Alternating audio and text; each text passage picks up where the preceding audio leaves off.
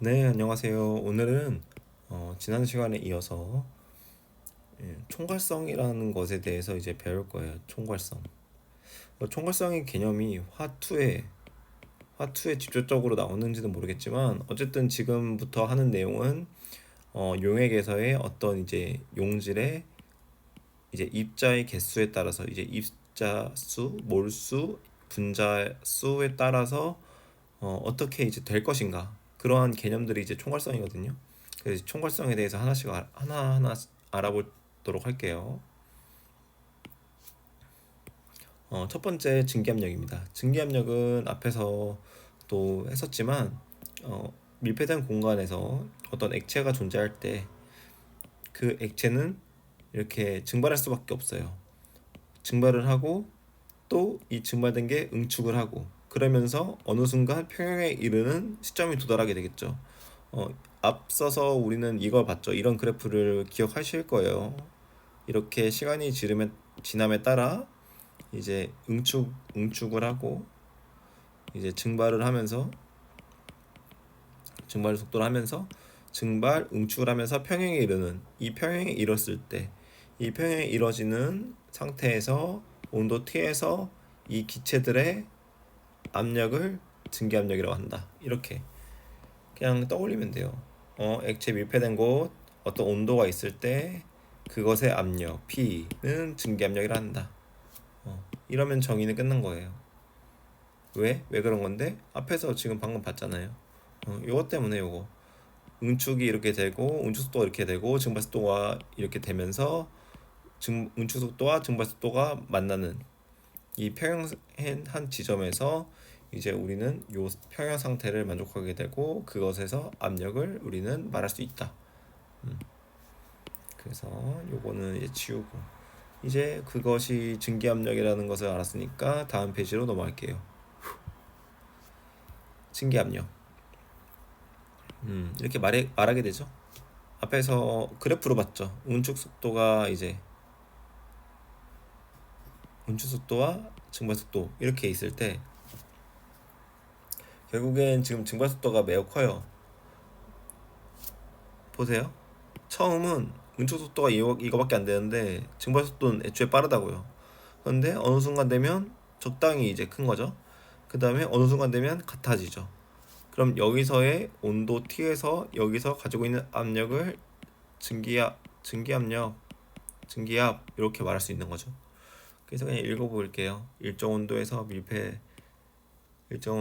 진공 상태에 밀폐된 용기에 액체를 넣어두면 표면에서 증발이 일어나 점차 용기 속 기체 분자수가 많아진다. 기체 분자수가 많아지면 기체 분자 중에 액체 표면에 충돌하여 액체 상태로 되돌아오는 분자들도 많아지고 운축하는 분자가 있다는 거죠. 결국에 여기 응축 속도가 있는 거잖아요. 일정한 시간 동안 증발하는 분자 속도와 응축하는 속도가 같아지게 되면 겉보기에 아무런 변화가 일어나지 않는 것처럼 보이는데 이때 기체가 나타내는 압력이 증기압이다. 즉 액체를 진공 상태의 밀폐 용기에 넣고 충분한 시간이 경과하여 증발 속도와 응축 속도가 같아졌을 때 용기 속에 기체가 나타내는 것이 증기압력이다. 이렇게 정확하게 설명했던 말이 결국 이 그래프 하나와 지금 이때의 온도, 이때의 압력으로 다 설명이 된다는 거예요.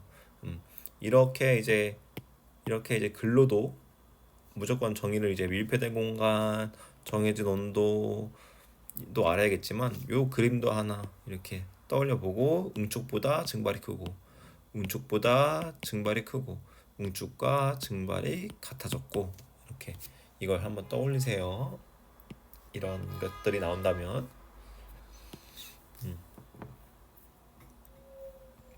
그럼 이제 또 증기압력 내림이 나오네요. 도대체 증기압력 내림은 무엇일까? 비휘발성. 또 정의가 중요해요. 항상 화학은 비휘발성이에요. 비휘발성. 그러니까 자신은 휘발되지 않는 거예요. 날아가지 않는 거. 날아가지 않는 거. 날아가지 않는 거.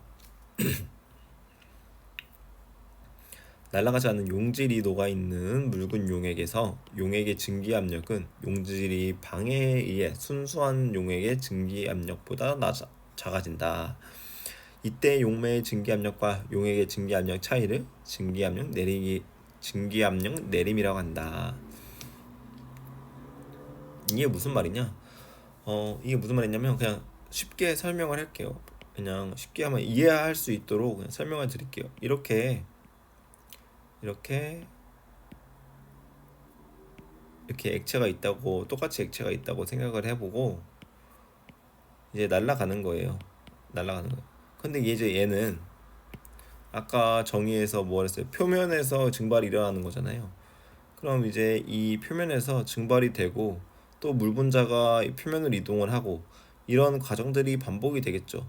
이렇게 물 분자가 또 이동을 하고 또 여기가 날아갔으면 또 바깥에서 다시 들어올 때도 있을 테고 이게 이제 상황이 벌어질 텐데 지금 이 증기압력 내림은 비휘발성 용질이 녹아 있어야 돼요. 그러니까 여기에 뭔가 이렇게 방해꾼들이 있는 거예요. 방해꾼들이 있어서 얘네들이 이제 증발하고 다시 이제 돌아오려고 하는데 그 죄송합니다. 그 공간을 이제 비휘발성 용질이 차지하고 있는 거죠. 이렇게. 그러니까 이제 얘가 증발을 해야 되는데 표면에서 이렇게 막고 있는 거예요. 이렇게 녹아서 이렇게 녹아가지고 막고 있다고 생각하세요. 그러면 느낌으로 한번 느껴봐요. 이 표면을 이렇게 막고 있을 때 표면에서 증발이 잘 일어날까요? 안 일어날까요? 잘 안 일어나겠죠. 네.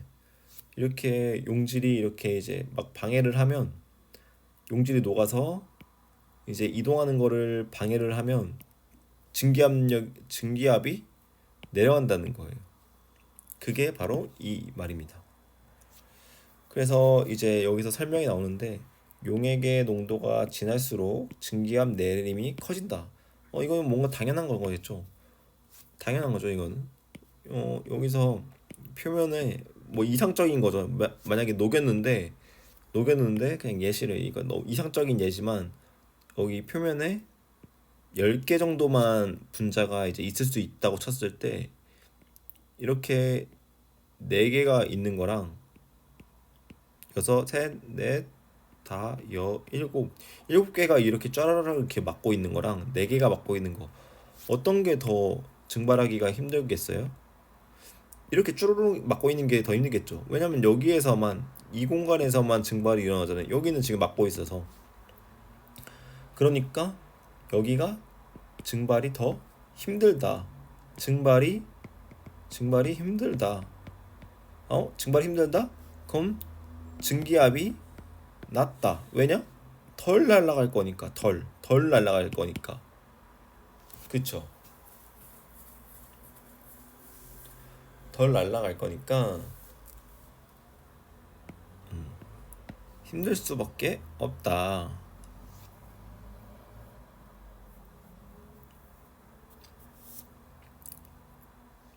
너무 자세하게 이제 이거를 뭐 이해하려고 하지 말고 그냥 이렇게까지만 받아들이면 돼요.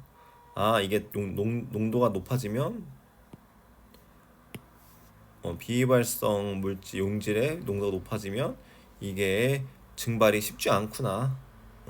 그래서 그래프에서 보는 것처럼 증기압이 내려가겠구나. 용액의 증기압이 내려가겠구나. 같은 온도에서는 증기압이 같아야 되는데 순수한 용매보다 용액에서의 증기압이 더 내려가겠구나. 내려간다. 이렇게 이해하시면 돼요. 그리고 온도가 일정할 때 증기압 내림은 용질의 종류에는 영향을 받지 않고 용매의 종류와 용질의 몰 분율에만 영향을 받는다. 이게 총괄성 개념이거든요. 이게 총괄성 개념입니다. 종류, 용질, 뭐가 녹는지 상관이 없어요. 용매랑 용질의 몰 분율에만 상관이 있는 거예요. 얼마나 더 많이 녹아 있느냐, 얼마나 많이 차지하고 있느냐. 그래서 이걸 총괄성이라는 개념을 붙입니다. 여기 용질의 종류와는 상관없고 용매의 종류와 용질의 몰분율에만 영향을 받는다. 이 몰분율이 바로 이 농도가 진한 이 얘기하는 거죠. 농도가 진할수록 몰분율이 클수록 증기압은 더 내려간다. 증기압의 그 내림은 더 내려간다. 변화는 더 크다. 변화가 더 커진다. 이렇게 생각하시면 될 것 같아요. 그래서 이제 실험이 하나 나오는데 실험을 한번 보면서 한번 봐보죠. 물과 설탕물. 물과 설탕물. 그럼 이 밑에 거 보지 마요. 지금 싹 가려요. 가렸다고 해요. 안 가렸다고도 해볼게요. 그러니까 뭐가 설탕물인지 안 줬어요. 이거 주지 마요. 이거 주지 마요. 이렇게 주지 마요. 이런 거 주면 상상을 못 하잖아요. 주지 말고 우리가 배웠잖아요. 지금 용매, 물, 설탕물, 물. 용매는 어때요? 지금 용매를 잘 봐야죠. 용매가 같은지 안 같은지. 용매는 같다. 용매는 서로 같아요. 그럼 지금 이제 용질이 지금 서로 녹아 있나요? 안에 물밖에 없어요. 하나는 용질이 없는 거고 하나는 설탕이 있어요. 그럼 어떤 게 이제 증기압이 어떤 게 더 낮겠어요? 어떤 게 더 낮아요? 설탕 있는 게 더 낮아요. 왜냐? 설탕은 비위발이잖아요. 비위발. 설탕은 날아가지가 않죠. 비위발성 용질이잖아요. 그러니까 설탕물이 더 증기압이 낮다. 더 증기가 조금 들어가 있다. 여기 증기, 불분자수 보면 여기가 훨씬 더 적다. 그럼 여기가 설탕물이겠구나. 여기가 물이겠구나. 그럼 이 설탕물과 물의 증기압 내림 차이는 H만큼이겠구나. 그럼 우리가 그래프를 그린다면 지금 온도가 T라고 가정하고 물의 증기압을 그리고 여기는 증기압이라고 해야죠. 증기압을 그리고 온도와 압력 그래프에서 증기압을 그리면 이렇게 얘는 물, 얘는 설탕물. 그리고 이 T의 온도에서 이 압력 차이, 이 압력의 차이는 얼마예요? H죠, H. 압력차가 H. 그럼 순수한 물에서의 압력을 주고 이 물 분자의 이 H의 높이를 주면 이 설탕물의 증기압을 구할 수도 있는 거고 이 증기압 주면 이 물 분자의 이 기둥의 높이를 구할 수도 있는 거고 그렇게 되는 거죠.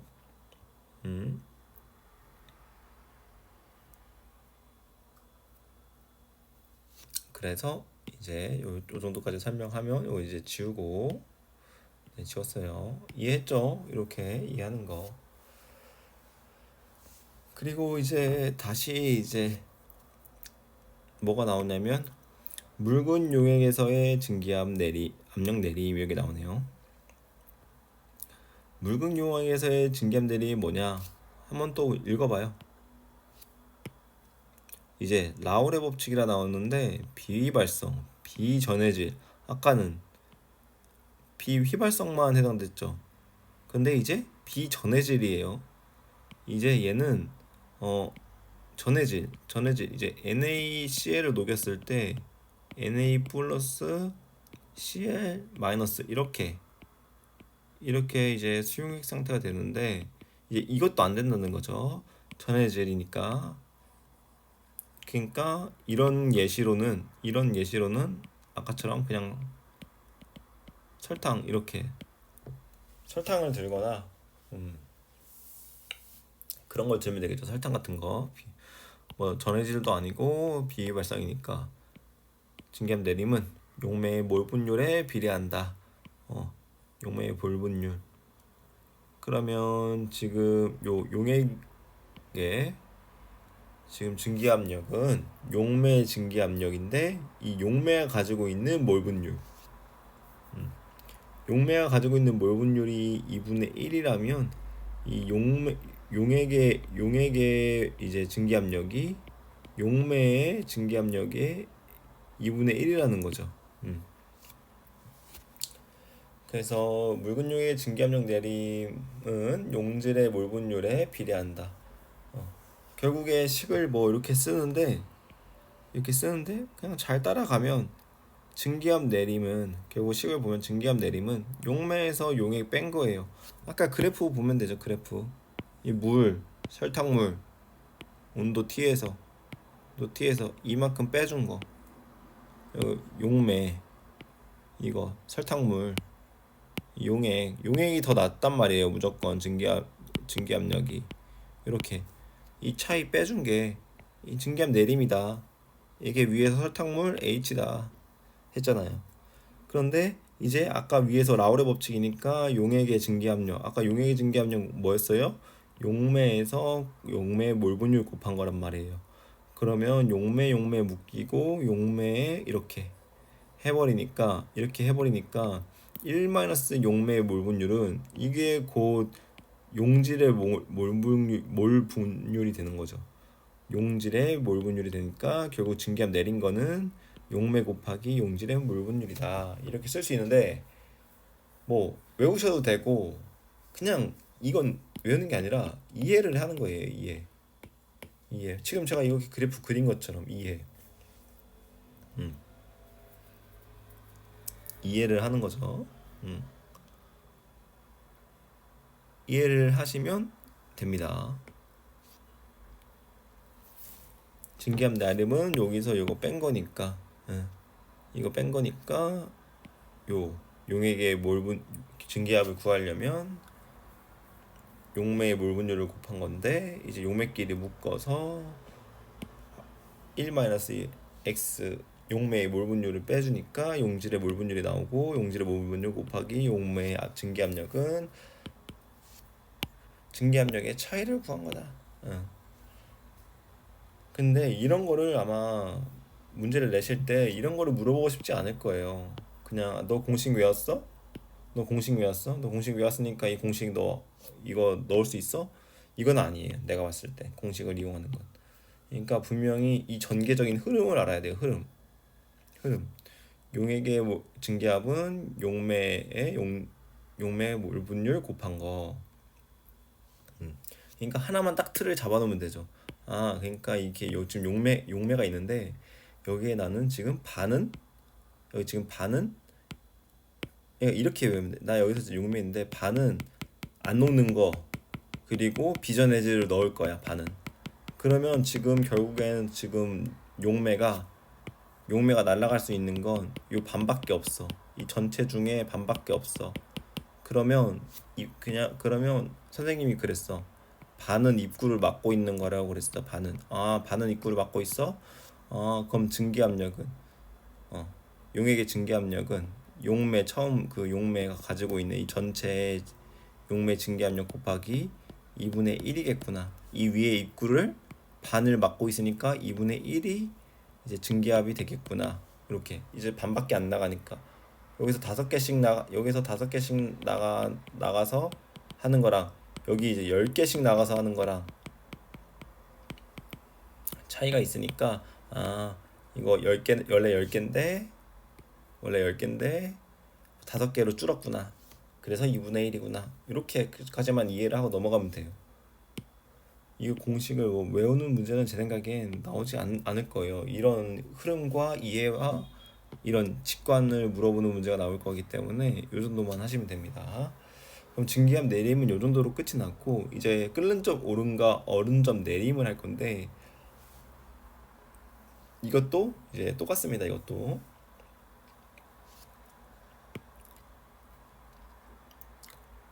이게 끓는 점 오름과 어느 점 내림은 결국 똑같은 거예요. 위에 증기압 내림과 똑같은 건데 이제 보는 관점만 다른 거예요. 그래서 이제 설명을 해보면 액체는 증기압력이 외부와 같을 때 끓게 된다. 같은 온도에서 비활성 용질이 녹아있는 용액의 증기압력은 순수한 용액의 증기압력보다 작으므로 용액이 끓기 위해서는 용매의 끓는 점보다 더 높은 온도로 가열해야 한다. 그러므로 용액의 끓는 점은 용매의 끓는 점보다 높다. 이렇게 설명하는데 말로 하면 이해가 안 되죠. 그래서 저는 물을 가져올 겁니다. 물은 이게 물이에요. 물은 100도씨에서 끓게 돼요. 끓는 점이 1기압에서요. 그럼 1기압 100도씨, 이게 지금 증기압력이라고 해도 여기가 1atm이겠죠. 100도씨. 외부 압력은, 증기압은 끓는 점이랑 같아야 되니까 외부에서의 끓는 점. 그럼 여기 지금 외부 압력과 증기압력이 같을 때 끓게 되니까 이게 딱 정확하게 맞는 거죠. 지금 여기 증기압력 그리고 외부 압력 1기압 같고 온도 100도씨, 이 그래프는 정확할 수밖에 없다고요. 우리가 약 정해놓은 거니까 과학자들이. 근데 뭐가 지금 설탕물은 증기압력 내림으로 인해서 이런 그래프로 그려져요. 설탕물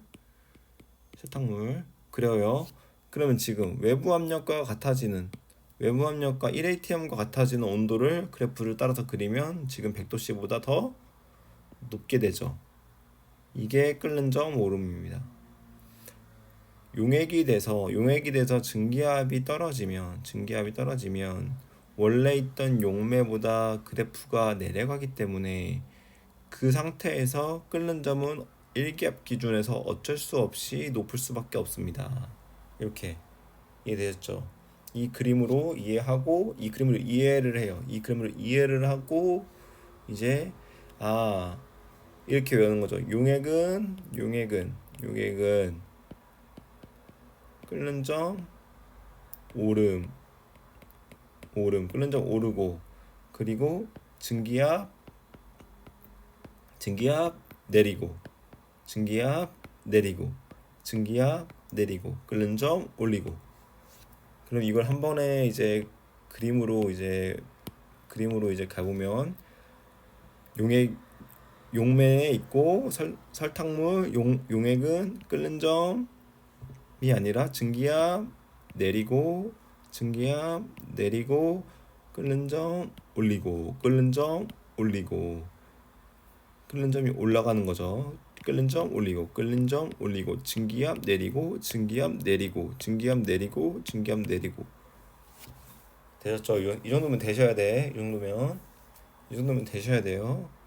그리고 이렇게까지 했으면 용액의 끓는 점 오름은 했으니까 이제 뒤에 어는 점이 나오겠죠. 이 정도로 이제 지울게요. 만약에 지금까지 했는데 이해가 안 간다, 그럼 제가 처음부터 그래프 그렸던 거 처음부터 다시 돌려가지고 천천히 보세요. 그리고 이해 안 될 수도 있어요. 그럼 그냥 지금 듣고 나중에 문제를 풀 때 분명히 나올 거란 말이죠. 이런 문제가. 그럼 문제풀이에서 한번 더 이해해봐요. 그러면 또 이해가 잘 될 수도 있어요.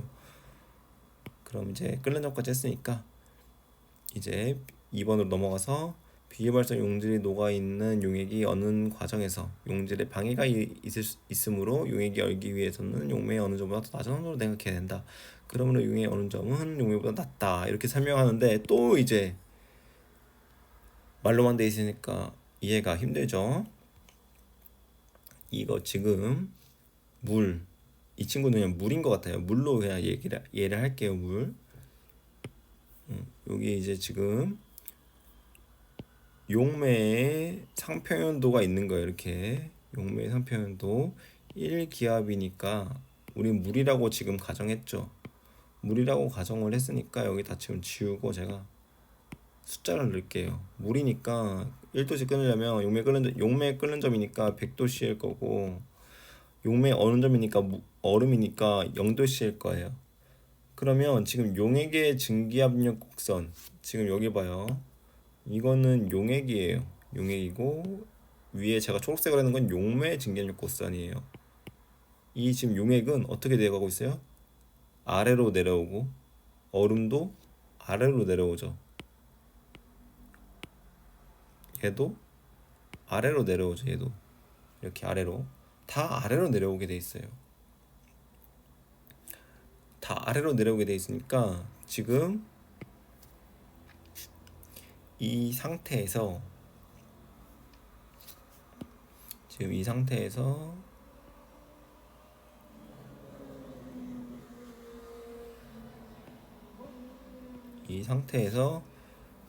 어느 끓는 점은 아까 봤죠. 끓는 점은 올라간다고요. 끓는 점은 올라간다. 증기압은 내려간다. 끓는 점은 올라가고, 어는 점은 어떻게 돼요? 어는 점은 내려간다.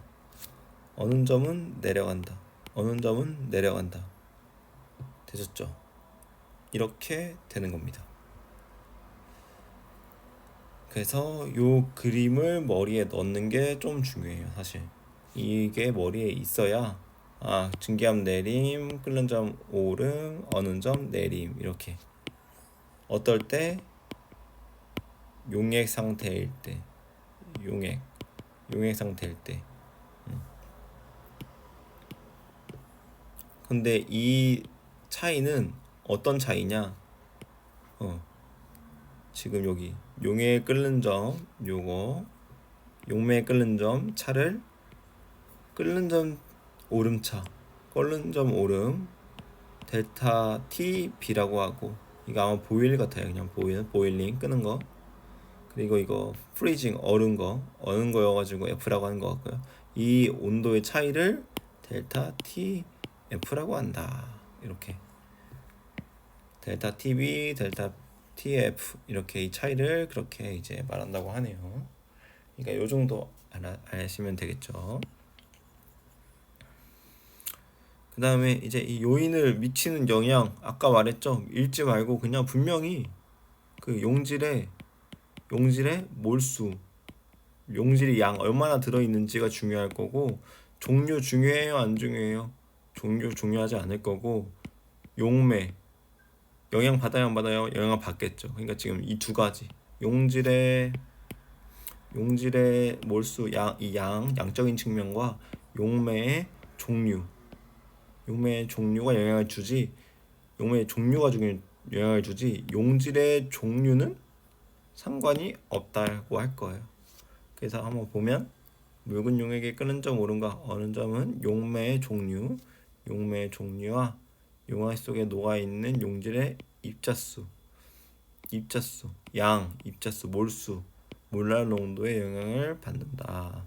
근데 몰랄 농도 정의가 아까 뭐였어요? 용매 1kg 100g당 몰수니까 결국엔 용매 2g은 뭐 그냥 정해진다고 쳤을 때 이 양이 얼마나 있는지가 중요한 거죠. 몰수 양.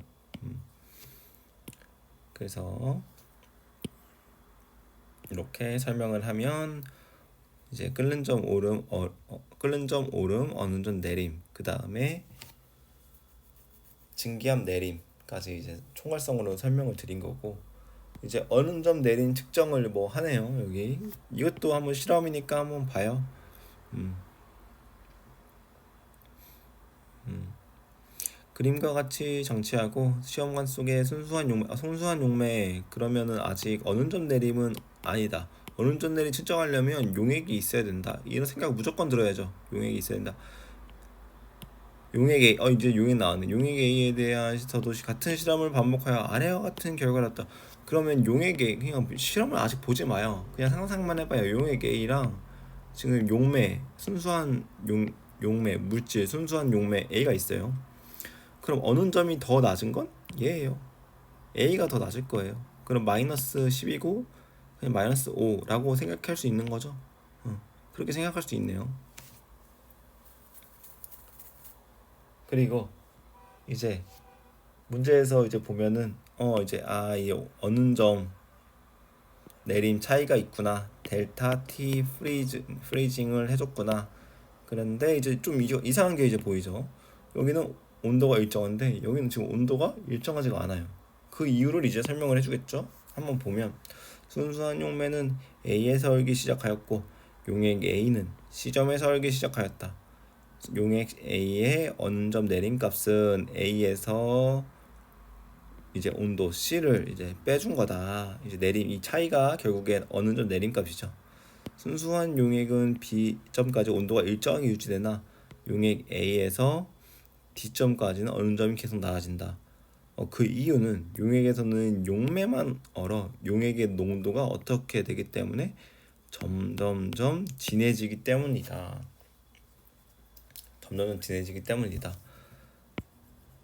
그렇죠. 그럼 나중에 이런 것도 전 지금 그냥 이런 걸 읽어보면 이런 상상까지 할 수가 있어요. 이런 상상까지 할 수 있죠. 이제 직선을 그어서 이렇게 되는 거죠. 이렇게 그러면 지금 여기는 용매의 어느 점이었고 여기는 처음 농도에 처음 이제 이 용액이 용매가 얼마 정도 있었고 용매가 얼마 정도 있었고 용질이 어느 정도 있었고 그런데 이제 여기서는 이제 완전히 다 네. 용매가 다 얼음으로 이제 용매가 이제 얼면서 이 농도가 이제 높아진 거죠. 높아졌을 때까지. 그때까지의 이제 어느 점이 쭉쭉쭉 내려가는 거죠. 그 다음에 온도가 팍 내려가는데 온도가 이제 팍 내려가는데 여기서는 이제 이게 만약에 물이라면 여기는 이제 액체였을 거고 여기는 이제 고체가 된 거고 여기도 이제 고체가 된 거죠. 여기도 아마 고체가 다 이제 다 고체가 된 걸 것 같아요. 여기는 그러니까 용매도 고체가 됐고 비발성 이제 그 용질들이 비전해질 용질들이 다 여기에 이제 다 고체가 돼버린 거죠. 이렇게 이제 농도가 진해지다가 요거까지 이제 해석을 한번 해봤습니다.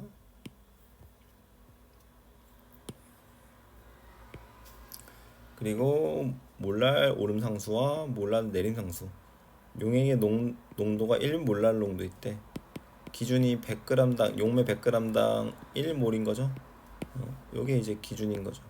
이 기준일 때에 KB, KF 상수 결국에 이제 아까 델타 TF를 구하려면 그 물질의 몰랄 오름 상수 곱해주고 1 몰랄 농도 이거 곱하면 이렇게 이제 계산이 되는 거고 델타 F 비어야죠 보일이어야죠 프리징의 KF 몰랄 내림 상수면 여기에 몰랄 농도 곱해주면 요 차이가 나온다는 거죠. 이렇게 식을 이제 구할 수 있는 이렇게 식을 세울 수 있는 거죠. 여기서 이제 식이 나오네요. 요 식이 지금 앞에서 말한 거. 그러니까 요게 뭐였냐? 이제 이 몰랄 여기다가 1을 넣는다는 거. 1 몰랑도 여기 1을 넣는다는 거죠. 1을 넣으면 이제 이 상수가 이 온도가 이 변화량이 된다는 거죠. 이 상수랑 변화량이랑 같아진다. 결국 이 1 몰랄 정도 넣으면 그래서 요거를 말하고 있는 거고 이게 이 뒤에 나오는 거고.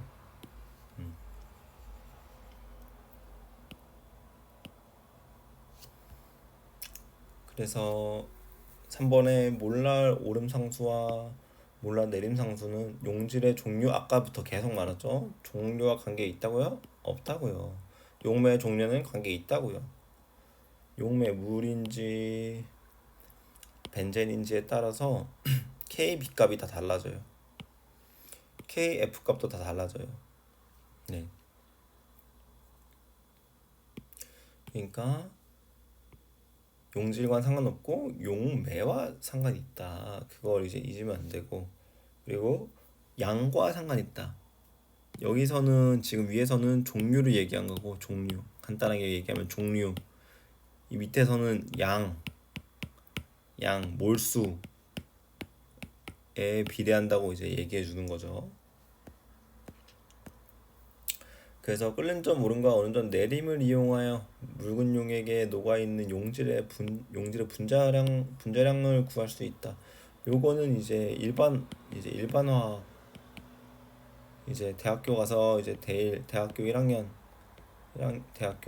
가면 요런 거 이제 뭐 실험을 하거나 이제 중간고사에 나오는 거죠. 이런 것도 이제 중간고사에 나올 수 있습니다. 충분히 일반화 그 수준이니까 화투가 그래서 이렇게 이제 공식을 이제 하는 거죠. 몰라오는 상수가 KB인 용매 KW g에 비발성 비전해질 용질 W g이 녹아있는 용의 끓는 점 오름이 델타 TB일 때 용질의 분자량 M 뭐 이럴 때 이제 이걸 싹 따라서 이제 구하는 거죠. Wg 용매 Wg에 있는데 몰수가 얼마야? 그러면 몰수는 이 분자량으로 이 질량을 나눠준 거, 그게 1000 그리고 몰수, 이렇게 식을 세울 수 있죠. 이 그램 기준은 1000이어야 되고 얘는 몰랄 농도가 될 거니까, 기준이 몰수가 될 거니까. 그러면 이제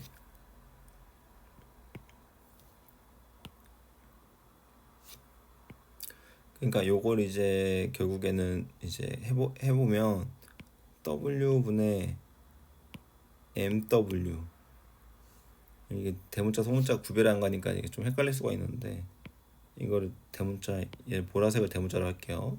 이렇게 한 게, 이렇게 한 게 결국에는 몰랄 농도라는 거잖아요. 그렇죠. 이렇게 몰랄 농도라는 거죠. 근데 몰랄 농도인데 지금 여기에서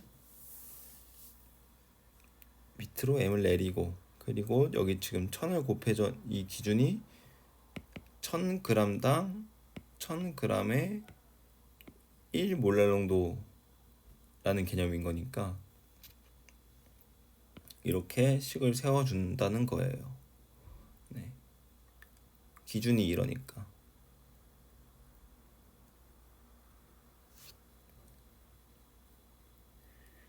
그래서 이제 몰랄 농도를 구하고 끓는 점 오름을 통해서 분자량을, 용질의 분자량을 구한다. 끓는 점 오름은 kbm 몰랄 농도, 요거 구한 거 아까 식 쓴 거 요거 내리고 이렇게 계산해서 분자량을 구한다. 어느 점 내림과 뭐랑 또 kb를 똑같은 방법을 구할 수 있다, 이렇게 나오죠.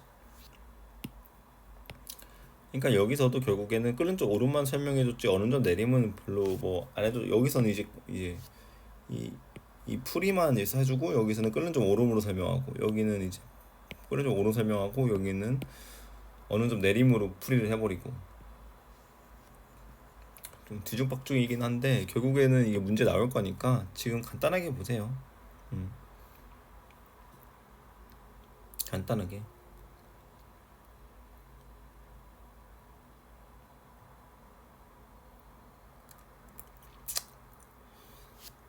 간단하게 보시면 되는 거고, 저는 약간 요거 이 m보다는 저는 어떻게 쓸 거냐면, 저는 m보다는 m으로 안 쓰고, 만약에 제가 풀려고 하면 어떻게 풀 거냐, 결국 이 w 용매 W는 W에 얼마큼 녹아 있어요? 지금 분자량 M이 용질 W만큼 녹아 있는 거잖아요.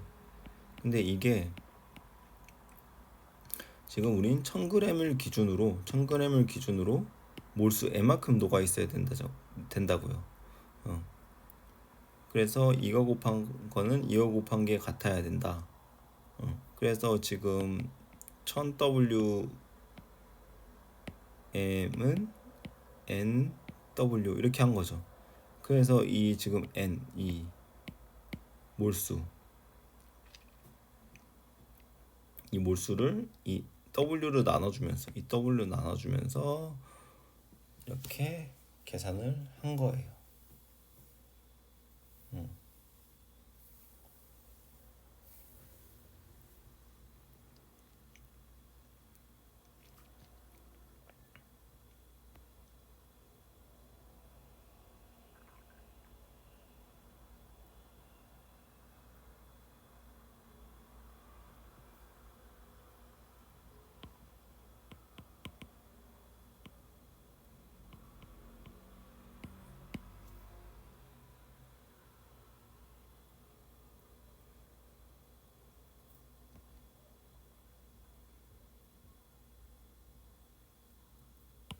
이거는 뒤에 이제 문제 풀면서 더 이제 문제 풀면서 이해하는 게 더 쉬울 거니까 문제를 풀면서 이제 이해를 해보도록 합시다. 계속 문제 나올 거예요, 얘는.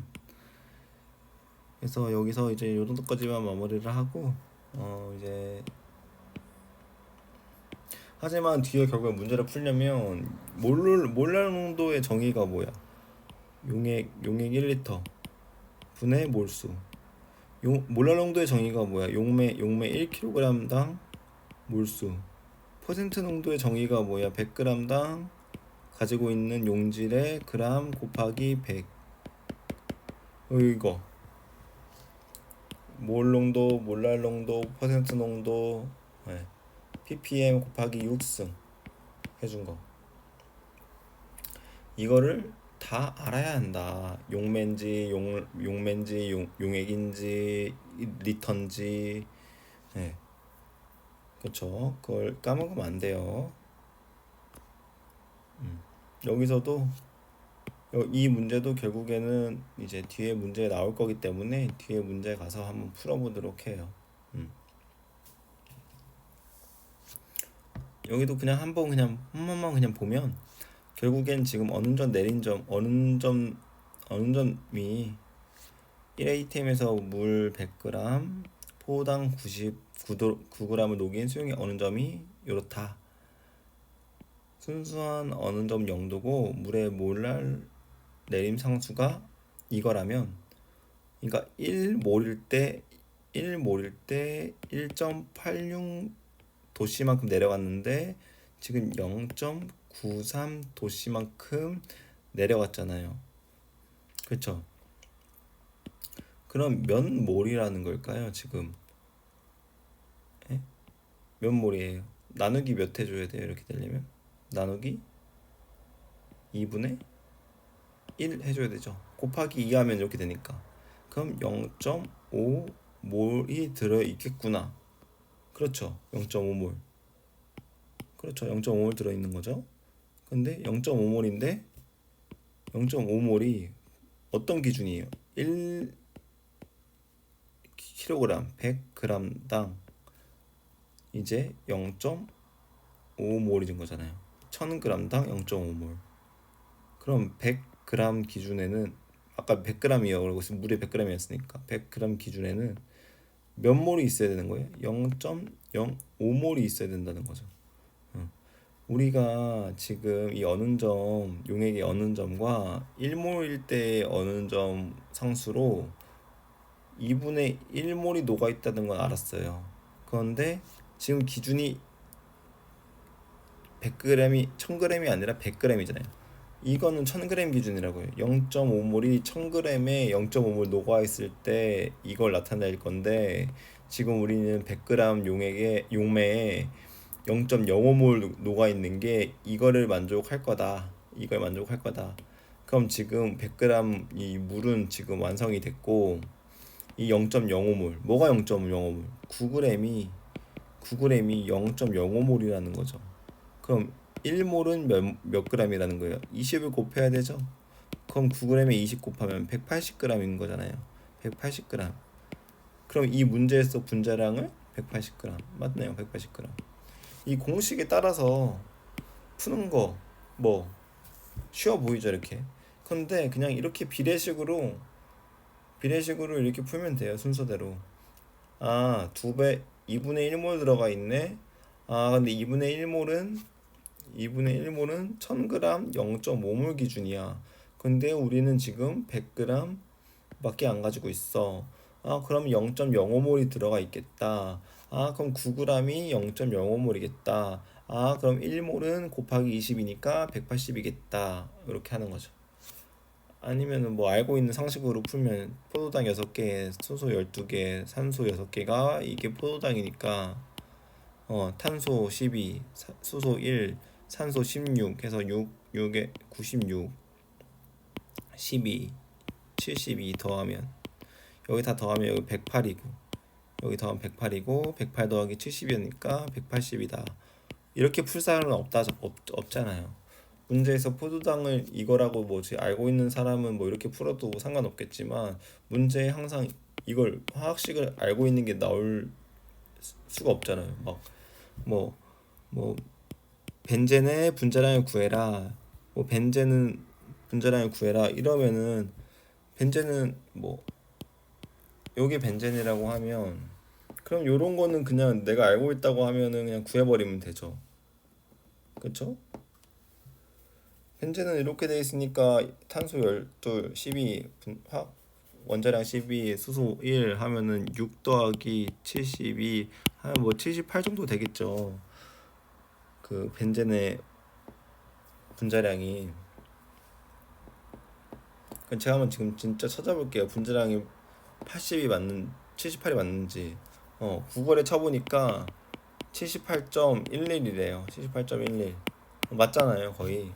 그러니까 뭐 이렇게 암기해서 풀 사람 아니면 결국엔 다 저렇게 공식을 이용해서 제가 방금 푼 것처럼 비례를 이용해서 다 풀어야 된다고요.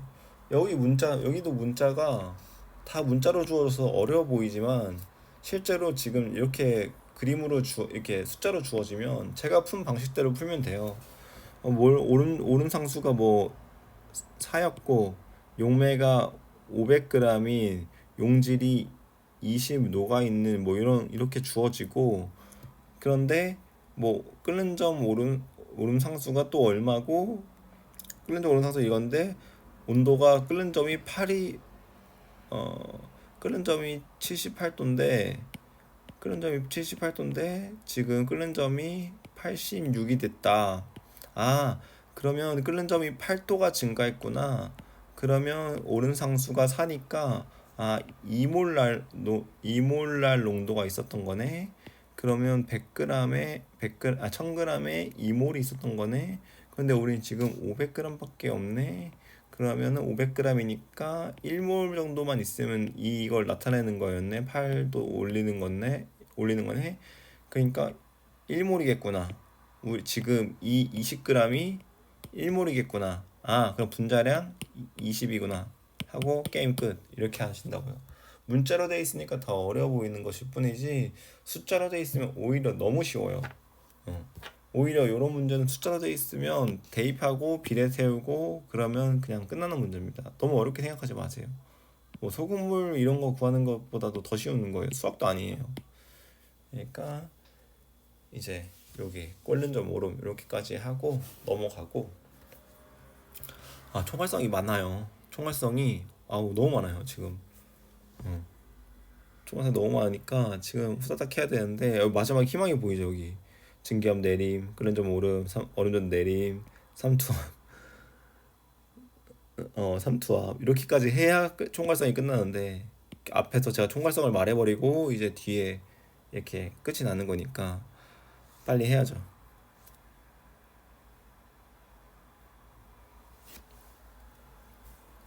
일단 여기 어느 점과 끓는 점까지, 끓는 점 오름, 어느 점 내림, 이런 이제 현상이 있다고 하고 일상생활에 현상이 있다고 하고요.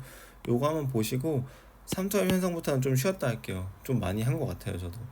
그래서 삼투압 현상부터는 다시 찍어서 올리도록 하겠습니다. 일상생활의 현상도 한번 봐주세요. 문제 나올 가능성은 좀 적지만. 네, 감사합니다. 들어주셔서 감사합니다. 도움이 되셨다면 구독과 좋아요 한번 부탁드릴게요.